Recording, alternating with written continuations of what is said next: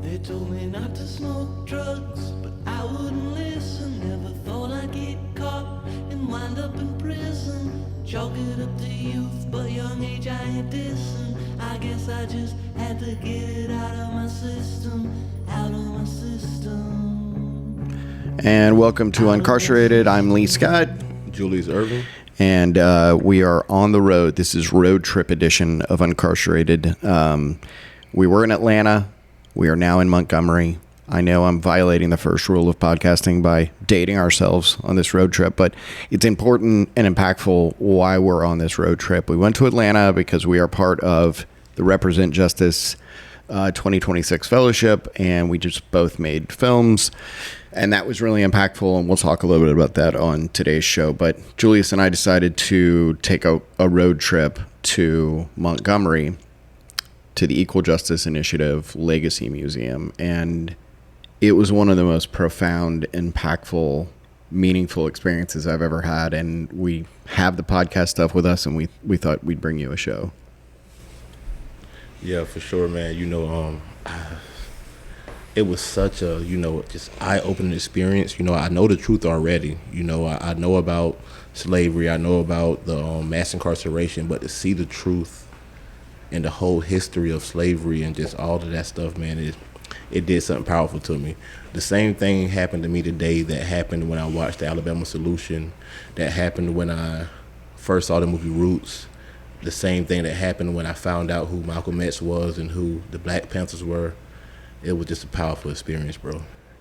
Yeah, and I couldn't think of anybody else I'd rather have there than you, my brother, by my side. I was originally going to go by myself. It was just going to be something I did on my way to New Orleans. And I knew that it meant a lot to me. And I also have obviously studied, slavery, the connection to Jim Crowe, the failures during Reconstruction, all the way up to mass incarceration. But to see it firsthand in this way not only connected the dots in a whole different way for me, but it did something to my soul.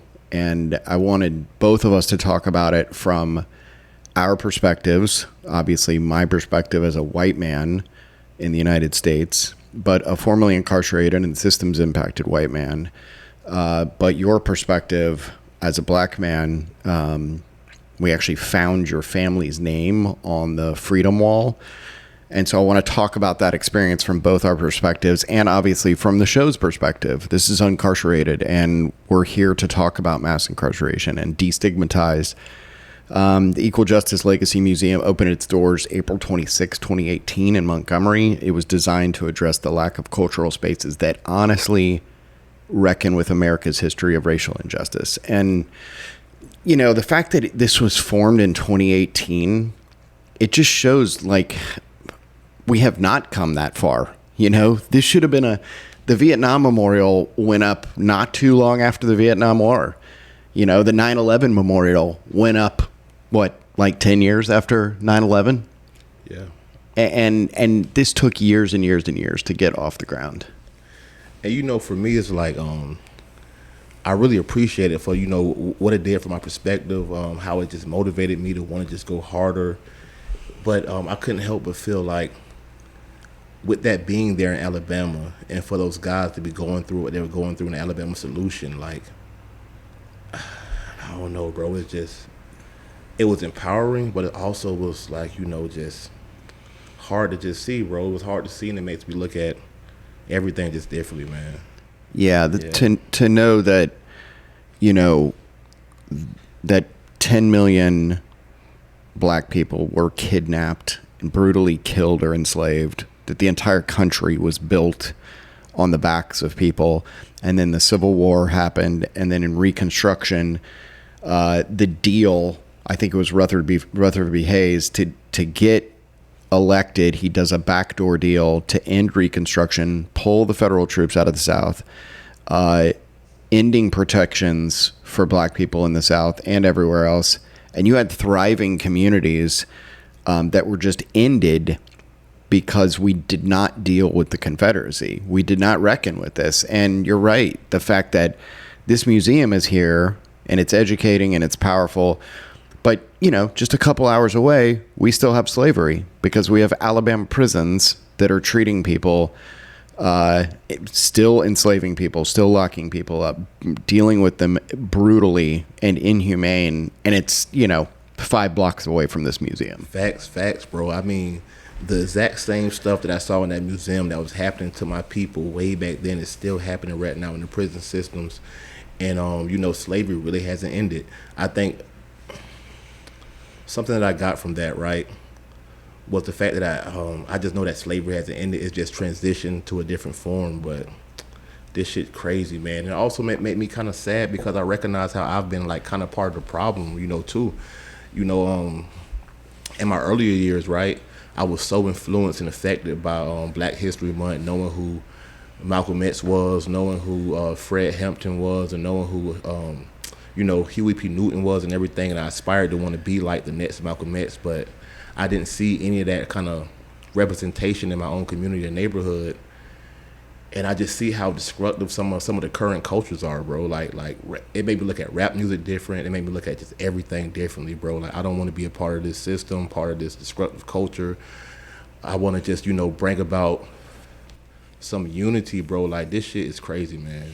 Yeah, it's you crazy. know, it's so easy to, like, get inspired by something and then go about your day, you know, like, this is going to influence me or bother me for a little while. Look at our news cycle, you know. There's a mass shooting, and then obviously everybody's like, we should do something about mass shootings. Maybe it's mental health. Maybe it's this. Maybe it's the guns, right? And then a week later, something else happens and we've forgotten about it. And internally, we're influenced by something. And then we are living in such a consumer-driven culture. We have trauma that we have not dealt with, and everybody's got their warm security blanket. Maybe it's a toxic relationship. Maybe it's drugs and alcohol. Maybe it's binge watching something. But it's so easy to go, what can I really do about it? Or to start doing something about it and drive the car in a different direction. And you know, it's so overwhelming. It's the system, from slavery to Jim Crowe to mass incarceration. These systems are well-oiled machines, and you as one person, us as 2 people with microphones and a podcast and a small following, like, you feel like, what can you do? Well, okay, so I'm going to go get a cheeseburger and work my 9 to 5, and there's not much I can do about it, right? And so when I hear you say, you know, this is what I wanted to do, and I was influenced to do this, and I blame myself for not keeping a straight line, I think you're speaking to the human condition. I think everybody does that. I can't see myself going back to, like, you know, just binge watching social media, worrying about rapper drama, bro. There's so much going on out here in this world, and it's easy to forget that some of the freedoms that I experienced day by day they were fought hard for, bro. People lost their lives for this, man. You know, when you say, what can I do as one person who's been inspired, bro? I'm gonna do the same thing they did, bro. I'm gonna dedicate my life to this shit, man. You know, freedom, right? It's worth living for and it's worth dying for, bro. And I care about the kind of world that I leave my daughters to. You see what I'm saying? Like, I gotta fight harder, bro. This shit means a lot to me.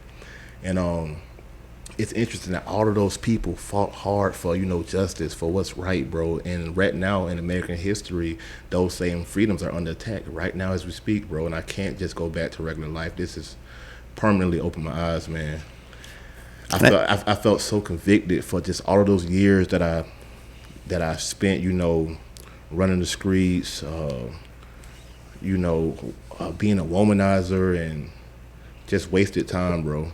So, you know, I made a pact with myself today to, like, fully dedicate myself to change, to revolution, to inspiring the people. Man, we really got to wake up. And I know that we can get further faster if we all just do this shit together, man. We need everybody in on this, man, because this shit is fucked up, man. Yeah, that's why we started this show. We started this show to really document people's experience with the carceral system, whether that was their treatment from police or in courtrooms or with public defenders, the lack of the funds to pay for an attorney and how poverty is intrinsic to all this, whether it was their treatment inside with the Department of Corrections, their lack of access to health care, mental health services, and their journey home. And that's why we started this show, to document this.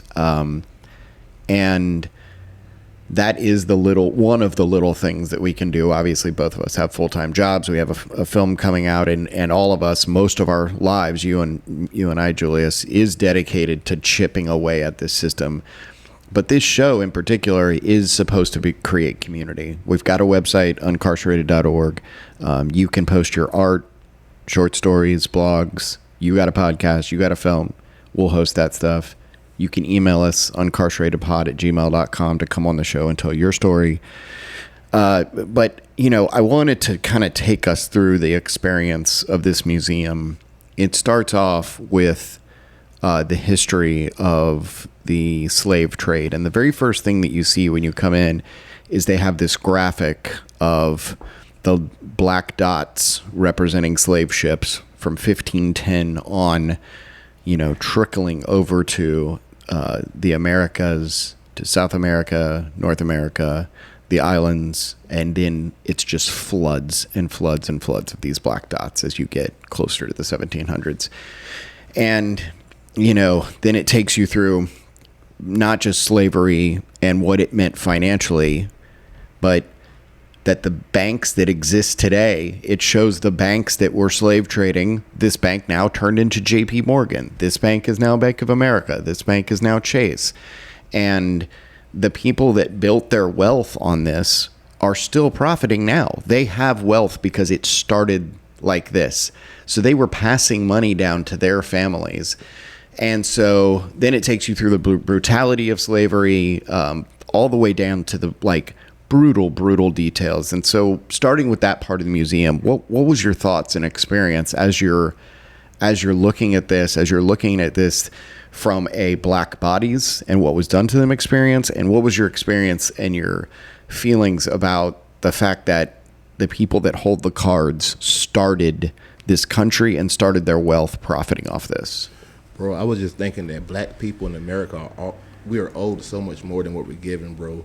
It's like documented proof in history that America was built off of slavery, bro. Like literally, almost every state inside the United States was built off of slavery, black labor, and for us to be treated the way that we are and viewed the way that we are is just fucking crazy, man. It was hurtful to say the least. And I have children, I have daughters. It was this one display where you could walk up to this cage, and when you walked up to the cage, a holographic image of a slave would come and start talking to you. And it was this one where it was these two young black girls in there, and all they were saying was, "Mommy, mommy." Bro, that junk broke my heart, bro. Oh my God, dude. I have 3 daughters, bro. I couldn't imagine my daughters being taken from me or taken from their mom, thrown in cages, treated like animals, and just sitting in the cage crying out for their mom, crying out for me. That shit broke me down, bro, and it just hurt me to my heart to just know that all that my people have gone through and all that we're still going through, and just how, and seeing the psychological effect on us, bro, like how far we've came from the time where we fought hard to the point where now we're just distracted on social media, disengaged from what's happening. And I just want change, bro. I want change for my people. Slavery has taken many different forms over the years, and obviously the big one that's right in front of us is the carceral system. Every time a system gets caught, right? Oh, you caught us. We have slavery. We won't do that. We'll do Jim Crow. Oh, you caught us. We won't do Jim Crow. We'll just make sure that everybody has shitty schools, shitty food, shitty hospitals. Oh, you caught us doing that. We'll start a prison system. Oh, you caught us doing that. We're just going to flood you on social media with disinformation and turn you into a consumer culture that only cares about brands and labels and status. It's like whack-a-mole with how to treat people shittily. And we've just found new slavery with wage slavery to the system. I think about a lot of times, why don't we all stick together? Why are we not in the streets? Why are we not protesting the fact that there's a prison a mile away from you that's treating people horribly? Why is it the background to your life? Why do you pass by homeless people every day in the streets and drive right by them and don't look at them? Right? And I think about it and I'm like, people can't take a day off. Like other countries they have baked in vacation time. You try some shit in France against the workers, they're going to be burning cars in the streets because their landlord isn't going to be kicking down their door if they miss work. And here, we can't afford to go to the hospital or pay our bills, let alone take a day off to riot in the streets, And so I think you're exactly right that we are distracted, but I also think that's part of the system. The system has purposely done that. Yeah, for sure, bro. I definitely feel that way. After seeing what I saw in that museum, I walked outside wondering, like, why isn't Alabama on fire right now? And, just being in there and seeing, like, the black employees, like, sweeping and cleaning up and shit as we're seeing all of this stuff, bro. It's like I saw the problem, right, that we all know exists, slavery, systemic racism, and all of that stuff, bro. But I also saw, like, another problem, like people just numb to this shit, Yeah, and that, that really stood out to me that on the one hand, you have this amazing museum and you have it staffed almost exclusively by black Americans in the South who have jobs. But, to see folks taking out the trash, cleaning, asking you if you want a napkin, right? Like there's something wrong to me. I was like, I hope you really are being paid livable wages, because isn't this, it was like art imitating life somehow. Yeah, facts though, bro. And to me, it's almost like they're still getting paid off of slavery. You know what I'm saying? That whole museum is about slavery and it's bringing capital into the city that's not being used for like actual justice. It was just a lot to take in, bro. I'm honestly still processing all that I saw there. Yeah. And I'm trying to do it in a way where it becomes a concrete part of my perception. Yeah, and I know it's still a lot, and I wanted to hit record on this as soon as possible. I was still fresh in our minds, but I'm sure if we revisit this 2 weeks from now, we're gonna have different thoughts. But I wanted to take us past the slavery part of the museum to the Reconstruction part and the Jim Crow and the lynching part, and talk about that experience and seeing just how recent this is in our American history and how building blocks of everything that we see today. This show's very timely because of the gerrymandering and the Supreme Court ruling to take away voting rights and to take away, primarily black districts. This connection to Jim Crow is very real. I just wanted to talk to you about like what your experience was in that part of the museum that feels closer to what we're going through right this second. Seeing all of that history and what happens is like history is currently repeating itself, and like everybody's just all the demographic that I serve and people that I know are so disconnected from like political engagement or civic engagement. A lot of people feel like, hey man, what can I do? But we tried and look where that got us. Yeah, right. Yeah, for sure. But I think the greater question is not what you or me can do, is what we can do. We can do a lot. We can do a lot together, bro. And I want to bring everybody I know from Gainesville to that museum so they can see what I saw, bro, and feel what I felt. Because I think it's impossible to see that and not be inspired and not look at your life differently, not look at the way you spend your time differently. Yeah, I want to talk. You brought up our hometown, so let's talk about Gainesville for a minute. Let's hyper localize the show. Let's violate another rule of podcasting. The guy listening in Kansas and New York and Chicago right now. Who are we kidding? Everybody listens in Gainesville, so we can hyper localize the show. But let's talk about Gainesville, because when we went to the memorial honoring those who have lost their lives in lynchings and how recent that is, you're talking the 40s, 50s, 60s, but primarily these lynchings occurred after the failure of Reconstruction, which was around 1877, I think, is when they pulled the federal troops out and failed this country, and we have not healed from that wound today. What you see with Stephen Miller and Bannon and Trump and this backlash, this Make America Great Again, everything you're seeing, the seeds of it were planted by not dealing with white supremacy and the Confederacy when we had a chance to. Like the Germans dealt with the Nazis, right?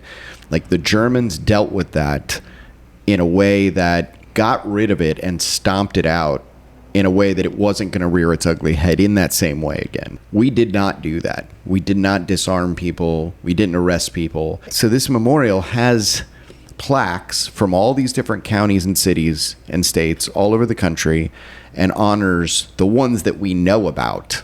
These are just the ones we know about, these lynchings in the streets. And I'm going to take you through a few of them, but a few that stood out to me were from our hometown of Gainesville. Obviously, I knew about Rosewood, but there was a bunch of these that I didn't know about. And I've got a few of them right here. The lynching of Moses Smith, Alachua County, Florida, and that was in 1863. The lynching in Noonanville and Alachua, it's hard to see the names because of the way the sign was, but William Bradley, Cooley Jackson, and Harry Huell. The fact that the plaques for these lynchings are in Montgomery, Alabama, and not in Gainesville, Florida, really fucking pisses me off. Yeah, that part, bro, for real. You know, it's so much hidden history when it comes to Gainesville history, bro. You know, I didn't know that Gainesville was a predominantly black community full of thriving black businesses, black people who are politically engaged, you know, pushing for, you know, equity, and it just got taken away from them, bro, and the whole history hidden. You know, that was crazy. I saw on one sign, bro, where somebody literally got lynched, like right around the corner from University Avenue. It was another lynching on Northeast 6th Street. And all of these were like black men, black women who were, you know, just thriving, doing good, bro. And, you know, that's a part of Gainesville history I think that needs to be honored. You know, we got LGBTQ crossings and stuff. And, you know, I'm not speaking against that community, but I'm just advocating for representation for the black history of Gainesville and some of the things that we've gone through and some of the stuff that, you know, some of the residents are still going through. It was just hard to see that. Yeah, you know. I'm right there with you. The city of Gainesville's recent sort of defiant, in-your-face DeSantis, we're going to repaint the crosswalks downtown with the LGBTQ pride colors. I'm all for it. Do that. You know, when they made businesses take down the pride flags in Micanopy, my wife led the charge to make sure that commissioner got voted out, and they have their first black female mayor in Micanopy now. And so I'm all for that. But why can you fight for this thing, but you can't fight or honor the history of this thing that affects all of these people that are working, living, playing, spending money, paying taxes in your community? It's really upsetting that, like, this isn't taught in all of our schools. I learned today, I'm today years old, that I learned that in 1865, Gainesville was a predominantly black town with thriving politicians and business leaders and business owners. Reconstruction and pulling the federal troops out, ending protection for black people in the community, led to several lynchings that ousted the black community, pushed them into rural areas. And, you know, I just think it's a travesty that I'm halfway through my life and I'm just learning this about Gainesville. I can tell you who the starting quarterback for the Gators was in 1989, but I couldn't tell you that. It's fucking ridiculous. It's just so much to take in, man. And but all in all, those really inspired me a lot, man. Like I want to just continue to educate myself, educate my peers, and just get everybody in on this, man. We need everybody to participate. We need everybody to, you know, put the phone down for a little while. Come outside, educate yourselves on what's happening locally, what's happening nationally, and join the fight, man.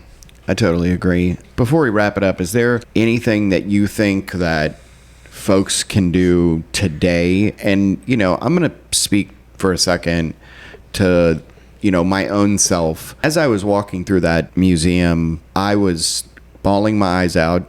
We got to the part where it led to mass incarceration, and there was an exhibit where you could sit down at a jail phone, a prison phone, and talk to someone who is spending life in prison and hear poems they read and hear how they spent 18 straight years in solitary confinement. And I lost it. I'm just bawling my eyes out. It brought me back to my own prison experience. It brought me back to the people that we love and know that are still inside. You know, I was thinking that I don't know what it's like to be black in America. And the only even inkling I get is having gone to prison and having your rights and freedom stripped away from you. Having that, you know, red letter felony F next to your name gives you some inkling. And even then, it was infinitely easier when I came home from prison because I'm a white man.